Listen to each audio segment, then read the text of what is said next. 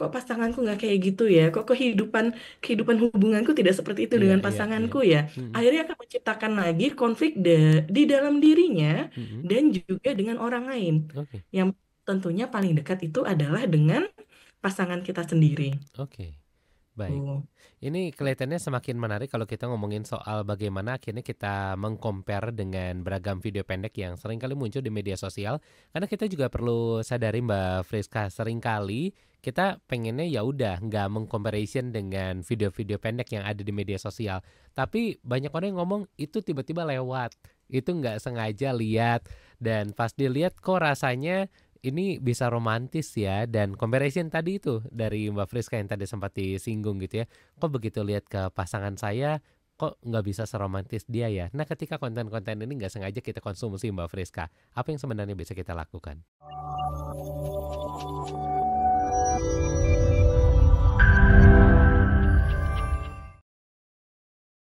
Mbak Friska, ini kita mau ngomongin soal bagaimana akhirnya juga media sosial atau video-video pendek yang ada di dalamnya ini seringkali menunjukkan bahwa relationships ini harusnya seperti A, B, dan juga C.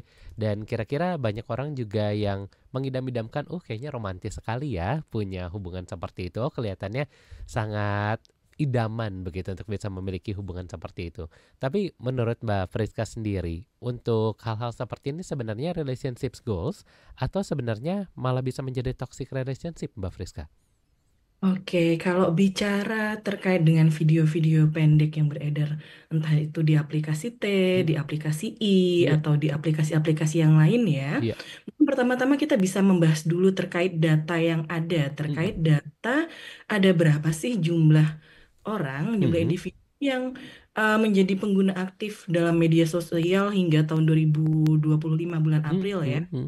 Nah, yang bisa kita sama-sama mencari nih di data reportal di Global Digital Insight Mhm. untuk per April 2025 di seluruh dunia itu ada 5,31 miliar orang yang secara aktif itu mengakses media sosial. Iya. Nah, sedangkan untuk di Indonesia sendiri nih, per Januari 2025 itu ada 212 juta orang, Mhm.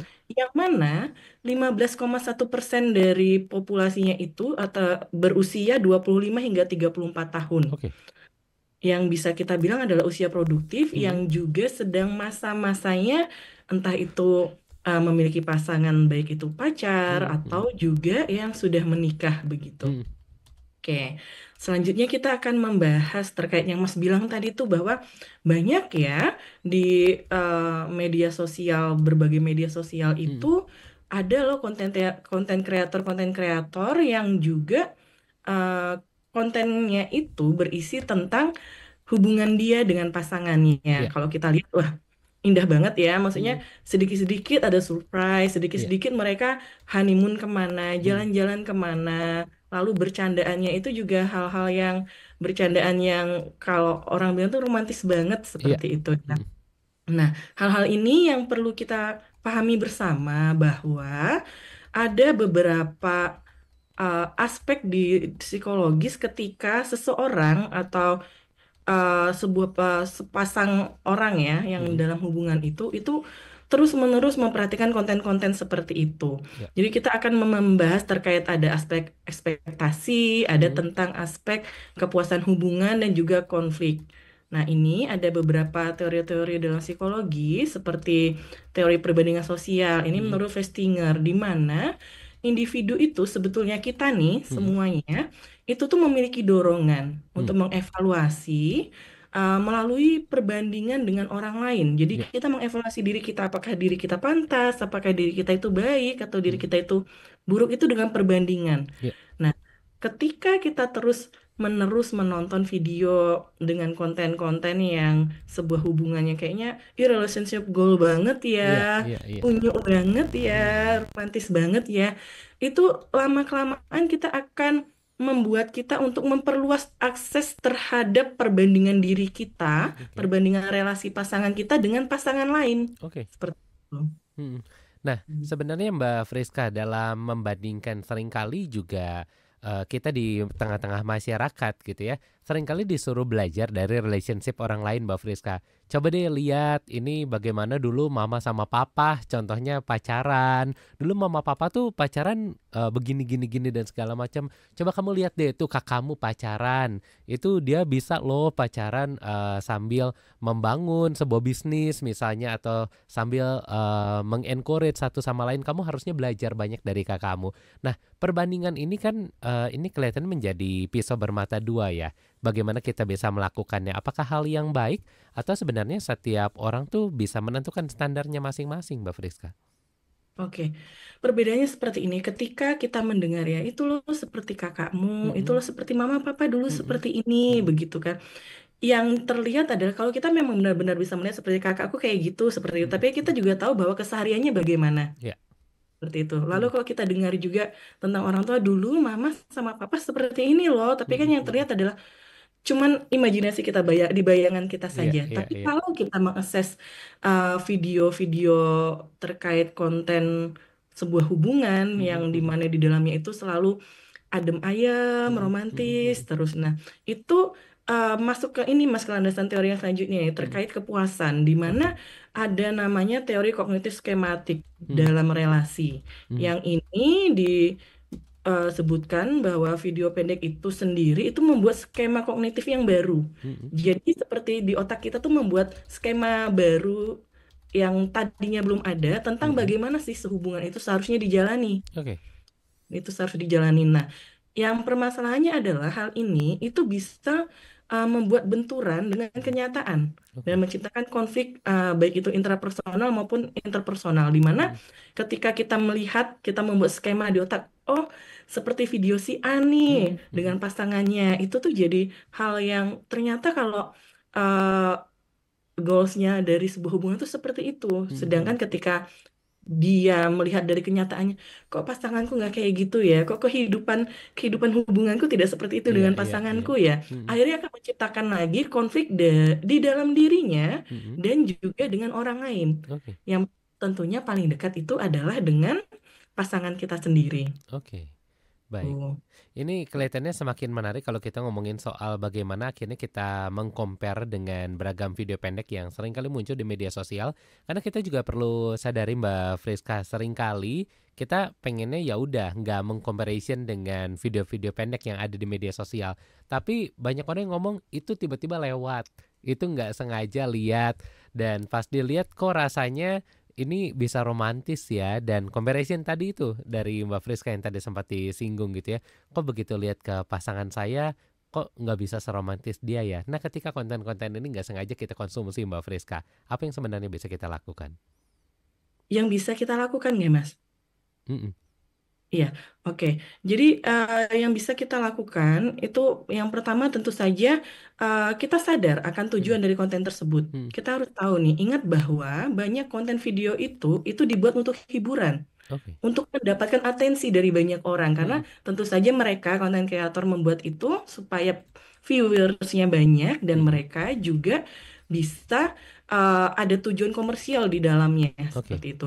Momen-momen yang ditampilkan itu merupakan puncak dari suatu peristiwa dan tidak mempresentasikan dinamika sehari-hari. Ya. Mereka hidup 24 jam, tapi Mm-mm. video paling panjangnya 15 itu udah panjang Iya, banget kalau betul-betul. di media sosial Iya. mungkin satu Mm-mm. menit seperti Iya. itu. Mm-mm. Yang terlihat itu adalah hal-hal yang indah-indah, kita tidak Mm-mm. tahu di belakangnya. Nah, Oke. lalu kemudian kita harus fokus pada hubungan sendiri. Mm-mm.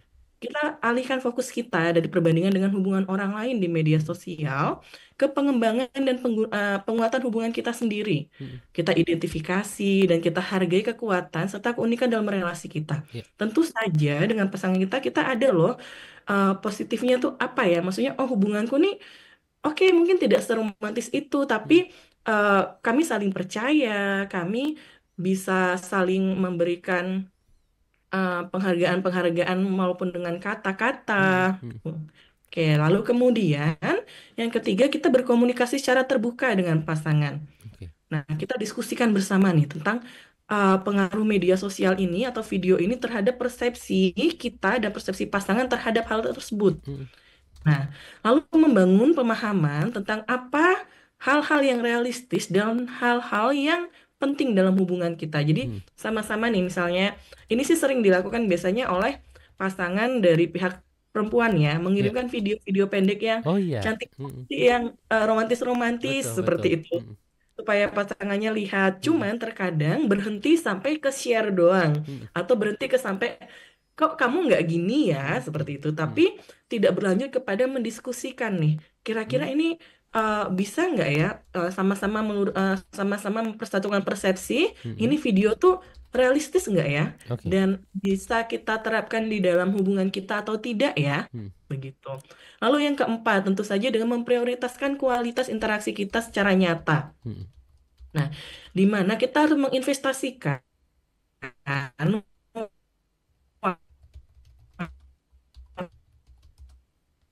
waktu dan energi yang ada di tas dengan membangun keintiman, melalui percakapan, melalui eh, menghabiskan waktu bersama, percakapan yang dalam, dan tentu juga dukungan emosional. Nah, lalu yang kelima, tentu saja dengan membatasi paparan konten yang merugikan. Mm. Nah, jika kita merasa bahwa kita jadi semakin tidak puas nih dengan hubungan kita merasa menjadi kayak, duh, aku jadi kayak kepingin ngelakuin itu supaya terlihat hubunganku baik-baik Iya. aja. Kita jadi tertekan ingin memberikan image bahwa hubunganku dengan pasanganku tuh baik-baik saja di Mm. media Mm. sosial. Nah, itu mulai kita membuat atau mempertimbangkan untuk membatasi waktu kita di platform tersebut Mm. atau memfilter konten yang kita lihat. Jadi kita mulai memfilter nih. Bisa kita biasanya di beberapa media sosial itu bisa kita filter ya, Iya. ada tertarik atau tidak dengan konten-konten Betul seperti ini, betul. seperti itu. Mm. Nah, kemudian jangan lupa ini yang terkadang sering dilupakan Mm. oleh uh, sepasang, Mm. baik itu sepasang kekasih ataupun terlebih lagi sepasang suami istri yang sudah bertahun-tahun, Oke. yaitu merayakan momen-momen sederhana. Oh iya. Ya, di mana dengan merayakan momen-momen sederhana itu, kita bisa belajar untuk menghargai dan merayakan momen-momen kecil dan sederhana dalam hubungan kita. Yang mungkin tidak terlihat dramatis seperti, wow, dia dikasih eh, kapal pesiar nih, wow, Mm. dia Mm. dilamar di atas kapal pesiar, Iya. atau dia dilamar di atas jet pribadi atau Mm. Mm. bagaimana. Mm. Nah, namun kita terkadang lupa bahwa hal-hal yang momen-momen kecil tersebut itu memberi kontribusi besar loh pada kebahagiaan jangka panjang.